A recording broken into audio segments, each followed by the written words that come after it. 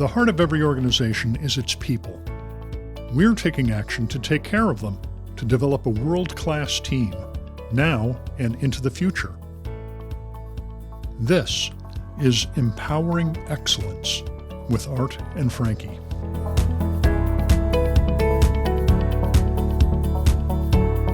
Welcome to a special episode of Empowering Excellence in honor of October's National Cybersecurity Awareness Month. I'm Jen Carney, and I'm filling in for Art Sterrett, who's in Maui this week. I don't know about you, Frankie, but every time I listen to the news, I'm hearing things like phishing and spoofing, and now there's whaling and baiting. And they sound like something my brother, who's a huge fisherman, would be really into. I think it's more serious than just bringing home, the catch of the day for dinner. How about you? This will be our second episode on cybersecurity. The last go around, we talked a lot about what you can do as a good cyber user on how to protect yourself, assets, systems, things like that. We talked a lot about password choice. We work in the Department of Defense, Department of Navy, and I get so annoyed when I get those messages. It's been 30 days. You got to change your password. I don't know if I have any more passwords in me. I've got some pretty good creative ones where it's like, I hate writing passwords. I'm excited for this episode because I think we're going to do a little bit more of a deep dive. Cybersecurity really is more than just change your password every 30 days. It's about making sure that we have good firewalls in place and building the layers so that if the first line of defense gets broken through, which generally you can bet is going to happen at one time or another, what do we do after that? So making sure that we have a plan in place or some mechanisms in place to make sure that we're able to mitigate any damage of any bad guys, bad actors getting into those systems. Today, we're going to do a deep dive into the work of Navy Cybersecurity Program Office, PMW 130, and what they do to defend Navy networks. Welcome to our guest, Jeff Sanders from PMW 130. Welcome. Thank you. How are you doing? I'm doing very well. Good. Thanks for coming in today. Excited for you to talk to us a little bit about what you do at PMW 130. Kind of to get things going, why don't you give us a little bit of your background and how you got started in this career journey of yours? I'm a naval officer, did 20 years. While in the Navy, I finally ended up kind of the IT realm where it was my job to deliver communications and networks systems to the warfighter so that they could execute the mission. It was only later that I moved into the cybersecurity realm. In fact, back then, to me, it was all about delivering the performance, the capability, making sure that you could do something. Never did I think, or at least back then, what happens when the adversary decides they don't want us to have the ability to use these networks and communication systems. It's been about the last 20 years of my life working towards cybersecurity. I've been in this specific job for about 2.5 years and having a blast. Awesome. I just want you to know cybersecurity isn't all about the boring stuff, just putting a network and engineering it so it's secure. This is actually fighting war. Yeah. I mean, when we talk about the wars across the world today, we're fighting it every day in the business that we have. What makes working in Navy cybersecurity interesting? I think you just spoke about it right there. I want to talk more. Yeah, no, definitely. Okay. Well, we have tons of questions for you. Jen, do you have any questions that you want to ask him? What drew you over into this specific Right. cybersecurity? And it sounds like sometimes too it's the denial, right? So it's not just do we have access, but the denial of getting, people coming in and denying us being able to access our own systems. And we've seen that in the news recently with Scripps Hospital where people couldn't access their files and health records and everything like that. So how does the Navy play with that? Oh, heck yeah. We centrally manage all of the networks in the Navy and fight cybersecurity on an everyday basis. Yep. We look at billions of vulnerabilities and exploitations per day and react to these from one central location. If I'm going to tell my daughters, I think that that's a valuable opportunity, not only for the success of their lives or the person that's executing the job, it's also to ensure the success of our mission in our Navy. Awesome. The last piece, I think, that will complete the answer to your question is we see this every day where people are losing money. Yeah. People are exploited in many ways. Yes. We in the Navy, we're protecting lives. We need to ensure that we're not going to lose an aircraft carrier or a destroyer because we had no ability to communicate with our superiors, communicate with our forces. I would love to hear from you, the cybersecurity expert. If somebody came and asked you, what does PMW 130 do and why are they so important? I'd love to hear your thoughts on that. Our mission is to ensure confidentiality, integrity, and availability of our network traffic and our communications. We do that using 4 divisions within the Cybersecurity Program Office. The one that we start with, the confidentiality, we need to ensure that when we communicate in war, that our adversaries are not listening. And we do that through cryptology. Ensure these confidential communications. We build these systems with algorithms that are very difficult to break. And so we mix up the traffic enough to where nobody can understand it unless they have the key to open it. And so within our program office, we also deliver that key management system so that we can pass these keys around to who we want to receive the traffic. We also want to ensure that we trust the sender and the receiver, and we do that through a public key infrastructure, and that's just a single division just to handle the confidentiality. The integrity and availability, we do that through a network security division, as well as a cyber situational awareness and analytics division.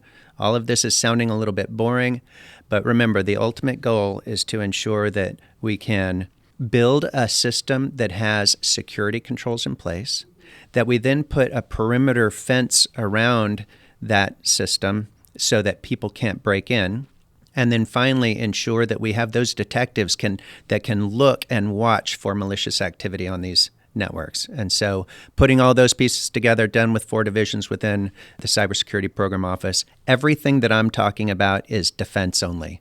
I do not focus on offense. There are others in the Navy that do. And are they at NAVWAR or are they in other We have a PSOs? very small contingent of NAVWAR employees that support offensive cyber operations, but that is mainly handled at the NSA as well as those at Fleet Cyber Command. Oh, okay. And you partner with them, though, I'm sure. On I certain have things, to no? know what's going on in offense to understand what I need to defend. Awesome. It's like football, Jen. I know, I was going to say, because we don't manage it here doesn't mean we're not involved. So That's right. that's awesome.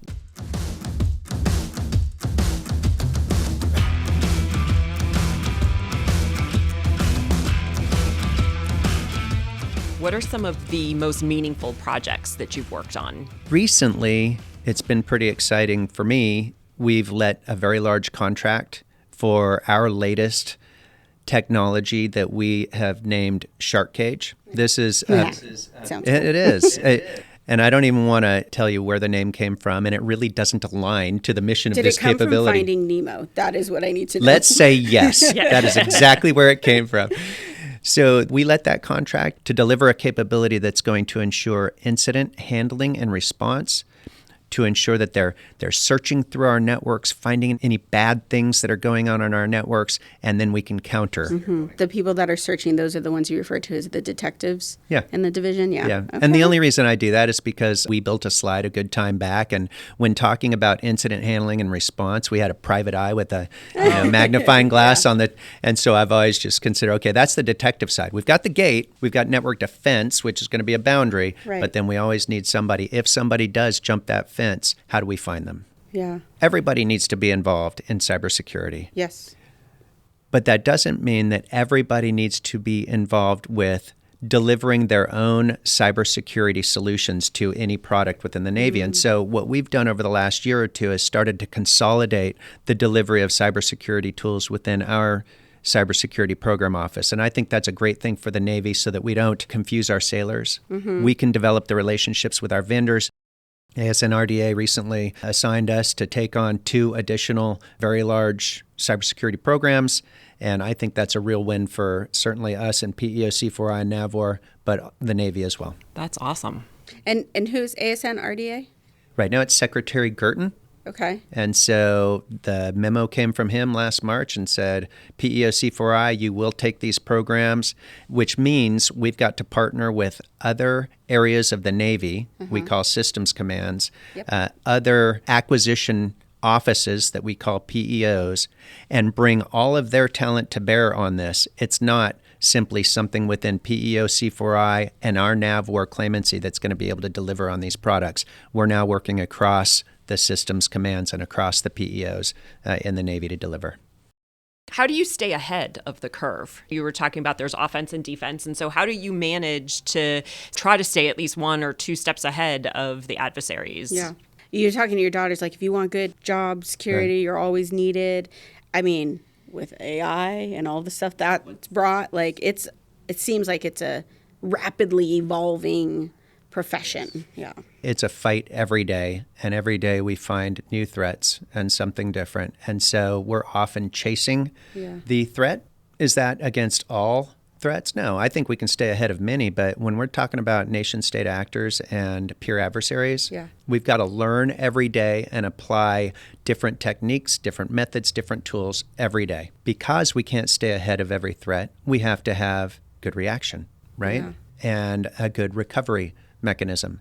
And so we put those in place through our fleet operators in concepts of operation, working with the other agencies to ensure that we've always got the latest intelligence so that we can at least focus on the areas that we're concerned there's going to be activity on any given day so that when they do get in, we can stop it and minimize damage. If somebody's listening in who's been thinking about or maybe has just started their journey in developing a career in cybersecurity, what advice would you give them in terms of like skills or certifications that would be helpful to them to make themselves as marketable as possible to be hired into a position like this? Whether you go into private industry and protect banking or protect information that folks don't want to get out, or you come into the services, the agencies to protect our national security information, which I would prefer you do. Right. I would prefer that you come in and serve. You can also do it within our services, within, Army, Air Force, Navy, Marines. It's extremely valuable and rewarding. I don't care where you go, just stay on track and do it. Protect our lives when we're fighting wars, etc. Please do it. So how would you summarize for Cybersecurity Month? What would be your biggest takeaway you want people to have from this podcast? I like Cybersecurity Month because it's awareness. Everybody needs to stay aware. If you're looking at a link on your computer, if you're looking at a link on your phone and it just doesn't look right, don't click it. Cybersecurity not only is it everybody's job, but the one time that you go, I knew I shouldn't have clicked on that link, that's going to be the time that it's too late. Cybersecurity Month, I'm all about awareness. This month, you better be thinking about what you're doing on your devices. And all months. True. Yes. And days. This is to remind us that it's not a 1 in 12 months you do it and the others you're okay to do whatever. You're not free. Stay diligent. If anybody is interested in getting into a career with any of the fields that NAVWAR covers, including our warfare centers in San Diego and Charleston, Google NAVWAR, and you will have a bunch of links that you can explore, do some research about what opportunities are available NAVWAR-wide and how you get in and how we can get a look at your resume. And actually, the best part of this is you don't actually have to go to USA Jobs for us to see your resume. We have specific repositories that you guys can submit your resumes to that we'll get them to the people like Jeff to say, here you go. You got a lot of people who are interested in getting into cybersecurity. Have at it. That is awesome. And across NAVWAR and all the claimancies that were just mentioned, we've had several times over the last 10 years that I've been here where we've had hiring freezes. Yeah. But not in cybersecurity. There's true. always a way to bring you in if you're in cybersecurity. We need you. Yeah. Actually, Department of Defense has identified cybersecurity occupations as a critical occupation. That you're right. Given what we probably are knowing what's on the horizon, we need the best and brightest, so we don't have time to play around. Well, thank you so much for everything. Appreciate it. This was fun. I really enjoyed this podcast. Thank I learned you. a lot. I learned a lot more about PMW 130s. Now I feel extra smart today. Thanks. Invite me back next year. Definitely. Yeah, we Maybe will. before, All right. Like I said, let's not wait a year. Hey, I It's got gotta other be topics. cybersecurity This all isn't day. my only topic. Yeah, you have ideas, let us know. We're all ears, and these things give me an opportunity to learn more in the weeds about what NAVWAR does and how we defend our nation. So Good. Thanks. Thanks for coming in, Jeff. Empowering Excellence with Art and Frankie is a production of the NAVWAR Headquarters Public Affairs Office in association with NAVWAR Corporate Operations. Our podcast production team includes Ed Disco Buckleton, Kara McDermott, and Ramon Go, our digital media specialist who produced today's show. On behalf of Frankie and myself, I am Art Sterrett. Have a great Navy day.